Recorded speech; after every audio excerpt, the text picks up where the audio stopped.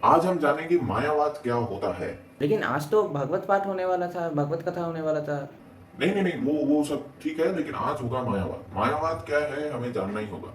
मायावाद एक मतलब क्या बताऊं, एक बहुत ही सरल चीज है, लेकिन कुछ लोग ऐसे शास्त्र को घुमाते हैं। मतलब मायावाद बताता हूँ अब मायावाद क्या है। लेकिन ऐसा कुछ दर्शन के बारे में तो मैंने सुना नहीं। मतलब मैंने सुना है कि 6 दर्शन है, मतलब 6 फिलोसॉफिकल स्कूल्स है, वेदांत स्कूल्स ऑफ फिलोसॉफी, लेकिन उसमें तो ऐसा कुछ मायावाद ऐसा कुछ है नहीं। एक्चुअली में क्या है कि ये जो मायावाद है ये हम बोलते हैं मायावाद, लेकिन इसका जो असल नाम है वो है, इसका असल नाम जो है वो अद्वैत है। जो अद्वैत संप्रदाय है वो मायावाद है। मायावाद का क्या होता है मैं थोड़ा सा बता देता हूँ। मायावाद मतलब सब कुछ माया है, सब कुछ मिथ्या है, माया है ये।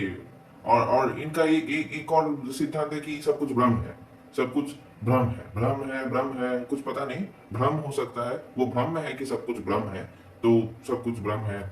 ऐसा मैं भी ब्रह्म हूँ, आप भी ब्रह्म हो, कपड़ा भी ब्रह्म है, ये भी ब्रह्म है, वो भी ब्रह्म है। ऐसा एक फिलोसॉफी है जो ब्रह्म है, और वो भ्रम में है। एक्चुअली आदि शंकराचार्य जी ने ये फिलोसॉफी दिया था, और वो आए थे बोगस फिलोसॉफी देने। एक्चुअली वो आए थे लोगों को डिल्यूट करने, लोगों को डिल्यूट उन्होंने कर दिया, और जो अच्छे बच गए वो भक्ति में आ गए। और जो आदिशंकर जी थे वो आए और आकर सबको डिल्यूट कर दिया, और डिल्यूट करके उन्होंने मायावाद का प्रचार किया। मायावाद प्रचार करने पर क्या हुआ कि इनका और इनका सिद्धांत वही है, मतलब लास्ट में कुछ नहीं बचता, लाइट बचता है, और आत्मा लाइट में जाकर एक लाइट ही होता है। मतलब ब्रह्मन क्या है, ब्रह्मन है कृष्ण से जो लाइट आता है वही है, गोलोक, गोलोक से जो लाइट आता है वही ब्रह्म है।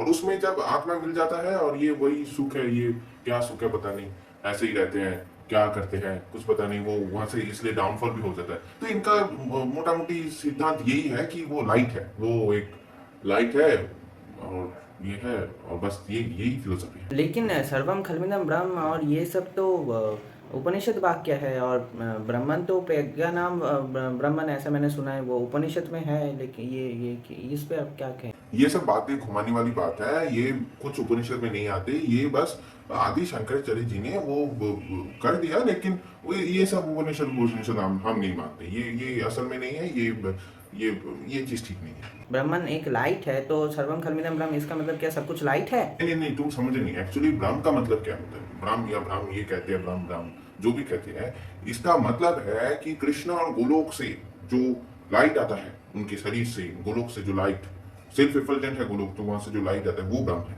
तो वही ब्रह्म है, और वहां पे जाकर वो मिस जाते हैं, मतलब घुल जाते हैं वो। लेकिन भगवान तो भगवत गीता में कह रहे हैं कि आत्मा कभी किसी में घुलता या ऐसा कुछ नहीं होता। नहीं नहीं, उनका फिलोसफी यही है, यही फिलोसफी। और तुम जानते क्या हो, तुम जानते क्या हो, तुम्हें पता है? ये कहते हैं ब्रह्म सत्य जगत मिथ्या। अरे ब्रह्म सत्य जगत मिथ्या कैसा है? ये जगत है, आप लोगों को समझाएंगे कि ये जगत है, ये सब ये मिथ्या है, ये नहीं है। क्या नहीं, क्या है फिर? कुछ नहीं है, शून्य है ये। इसलिए शून्य जो है वो मतलब बुद्धा ने लाया शून्यवाद। फिर शून्य के बाद जीरो होता है, जीरो के बाद क्या होता है, जीरो के बाद वन, इसलिए अद्वैत आ गया। One one one one one one one one, everything is one. और फिर वन आ गया, और फिर 2 आया, 2.5 आया, 1.5 आया, और ऐसे आता रहा। सो ये जो है ये वन है। पहले जीरो था बुद्ध के समय पर, और फिर वन आ गया। वन, ये वन, वो वन, ये और मैं वन, ये और वो वन, ये और ये वन। और ये कहेंगे कि जगत मिथ्या है। सोचो ये मिथ्या कैसे है, इसको हम देख सकते हैं, फील कर सकते हैं, ये मिथ्या हो गया। लेकिन शास्त्रों में जैसा वर्णन आता है कि जो सत्य है वो कभी वो चेंजलेस है, और जो सत्य नहीं है वो चेंज होता रहता है, और जगत तो चेंज होता ही रहता है। मतलब अगर इस तरह से अगर सोचेंगे तो नहीं नहीं नहीं नहीं नहीं, हम वो सोच नहीं सकते। वो वो वो वो वो वो वो वो बकवास करते हैं। पता है वो क्या कहते हैं? पता है तुमको वो क्या कहते हैं? वो कहते हैं अहम ब्रह्मास्मि। बताइए, इतना इतना मजाल। हाँ, वो कहते हैं अहम ब्रह्मास्मि, मतलब मैं ब्रह्म हो गया, मैं कृष्ण हो गया। मतलब सोचो, तुम जिसके प्रति भक्ति करते हो, समर्पित हो, और वो इतना मतलब बेशरम होते हैं ये लोग, इतने फालतू बेरोजगार होते हैं ये लोग, और ये कहते हैं कि मैं कृष्ण हो गया, I am Brahma, I am ब्राह्मण, मैं कृष्ण हो गया, मैं राम हो गया, मैं शिव हो गया। सोचो। वैसे मैंने ये full complete book of yoga पढ़ा स्वामी विवेकानंद का, किंतु वो तो कभी भी ऐसा नहीं कहते हैं कि अहम ब्रह्मास्मि या फिर आई एम ब्रह्मन मतलब आई एम कृष्ण या फिर आई एम राम, मतलब ऐसा नहीं है कि आई एम ब्रह्मास्मि का मतलब ये नहीं कि मैं कृष्ण बन जाऊंगा, मैं राम बन जाऊंगा, कोई कृष्ण बन जाता है कोई राम बन जाता है, ऐसा नहीं है। मतलब वो होता है क्या है कि वो अभिन्न नहीं नहीं नहीं, वो सब हम नहीं सुनेंगे, वो सब हम नहीं सुनेंगे। हम हमें तो पता है वो ब्राह्मण बोलते क्यों है, ब्राह्मण बोलते हैं आई एम ब्राह्मण, ये कभी हो सकता है आई एम ब्राह्मण हो सकता है, राइट है, ये खुद को कृष्ण मान लेते हैं, ये कुछ भी करते रहते हैं, हम इसको नहीं मानेंगे, नहीं सुनेंगे, क्योंकि मायावादी भाषा सुनने लगे है सर्वनाश। सर्वनाश का तो पता नहीं, लेकिन आपका भाषा सुनकर आप मुझे सिर दर्द होने लगा है। वो लोग भी कुछ ऐसे ही होते हैं जो ऑनलाइन आकर अपनी फिलोसफी को श्रेष्ठ बताने के लिए दूसरों के फिलोसफी को नीचे दिखाते हैं। मनुष्य जन्म पाने के बाद भी बहुत सारे ऐसे लोग हैं जो नास्तिक बने हुए हैं, वो उनको पता ही नहीं है स्पिरिचुअलिटी क्या है, सनातन धर्म क्या है, भगवत गीता क्या है, कृष्ण कौन है। लेकिन कितने सारे ऐसे हैं जो एक एक पद को फॉलो कर रहे हैं। कोई शिव जी के प्रति निष्ठावान है, कोई राम जी के प्रति निष्ठावान है, कोई राधा कृष्ण के प्रति निष्ठावान है, और वो अपने अपने पद को फॉलो कर रहे हैं, अपने अपनी फिलोसफी के अनुसार भजन कर रहे हैं, अपने अपनी फिलोसफी को फॉलो कर रहे हैं, अपने अपने फिलोसफी के अंदर जो साधना जो प्रैक्टिस है जो उनको बताया जा रहा है गुरु के द्वारा वो पालन कर रहे हैं। तो हमें ये समझना होगा कि फिलोसॉफिकली कोई एडवांस है कोई नीचे है, ऐसा नहीं है कि फिलोसॉफिकली कोई एक फिलोसफी बहुत एडवांस है और कोई एक फिलोसफी एकदम डाउनवर्ड्स है, ऐसा नहीं है। क्योंकि अगर भक्ति में हम ये सब फिलोसॉफिकल चीजें करेंगे और फिलोसफी वाइज हम डिबेट करते रहेंगे और फिलोसफी को बोलेंगे कि ये फिलोसफी सही है और इस फिलोसफी के नाम मानने वाले जो भी है वो मायावादी है और ये वो सही नहीं है, तो अगर ऐसा है तो अपनी फिलोसफी के प्रति उनका निष्ठा ज्यादा बढ़ेगा, ना कि भगवान श्री कृष्ण के प्रति, ना कि भगवान श्री राम के प्रति, ना कि भक्ति में उनका निष्ठा बढ़ेगा। क्योंकि उनको ये लग रहा है कि फिलोसफी असल है, और फिलोसफी माने या ना माने मेरा ये पर्सनल मत है कि फिलोसफी रहेगा इस दुनिया में, आखिर में बचेगा तो सिर्फ भक्ति।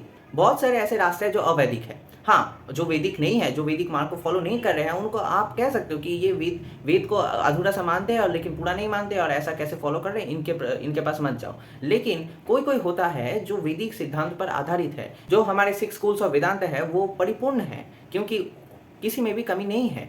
हम अपने फिलोसफी को प्रचार कर सकते हैं, हम अपनी फिलोसफी, अपने पॉइंट ऑफ व्यू, अपने रियलाइजेशन को व्यक्त कर सकते हैं, सबके सामने उसको रख सकते हैं। लेकिन जब हम ऐसे थोपने लगते हैं कि हमारे आचार्यों ने हमारे फिलोसफी में, हमारे सिद्धांतों में ऐसा ऐसा है और तुम्हारे सिद्धांत में नहीं है, तुम हमारे से नीचे हो, तुम्हारा रियलाइजेशन अधूरा है, तुम नहीं कर पाए, जब आप ये बोल रहे हो इसका मतलब आपके भीतर कहीं ना कहीं अहंकार तो आ ही रहा है। और जब तक ये विकार रहेंगे और ये अहंकार और ये चीज़ें रहेंगे, तब तक हम कभी भी असली जो भक्ति है उसको रियलाइज नहीं कर पाएंगे। द पॉइंट इज दैट कि हमें अपना फिलोसफिकल बात दूसरों पे जबरदस्ती थोपना नहीं है, और हमें आपस में नहीं लड़ना है कि ये फिलोसफी डाउन है, वो भगवान डेमीगॉड है, वो भगवान डेमीगॉड है, वो बस उनके शक्ति है, वो बस दासी है, वो ये है, वो डेमीगॉड है, और हमारे भगवान सुप्रीम है, सब वेद शास्त्रों ने कहा है सुप्रीम है, बस वही सुप्रीम है और कोई नहीं, तुम लोग तो नीचे हो, हम लोग ऊपर है, और हमारा फिलोसफी बहुत मतलब ज्ञान वाला है, लेकिन तुम्हारा फिलोसफी अधूरा है, कुछ नहीं है, तुम लोगों को कुछ नहीं आता। ये सब चीज़ें अगर हम करेंगे तो जो अभी मतलब स्पिरिचुअल लाइफ के प्रति, सनातन धर्म के प्रति इंक्लाइन नहीं है, वो नहीं जानते, वो जब हमें आपस में देखेंगे हम लड़ रहे हैं, तब उनको लगेगा कि देखो ये तो अपने आप से लड़ रहे हैं, हमें इन सब में कोई इंटरेस्ट नहीं है। हमें रिस्पेक्टफुल और टॉलरेंट रहकर प्रचार करना है, क्योंकि अगर हम ऐसे प्रचार करेंगे कि देखो बस मैं जो अंडरस्टैंडिंग, मैं जो पढ़ता हूँ, मैं जो स्क्रिप्चर पढ़ता हूँ वही सही है और बाकी सारे गलत है,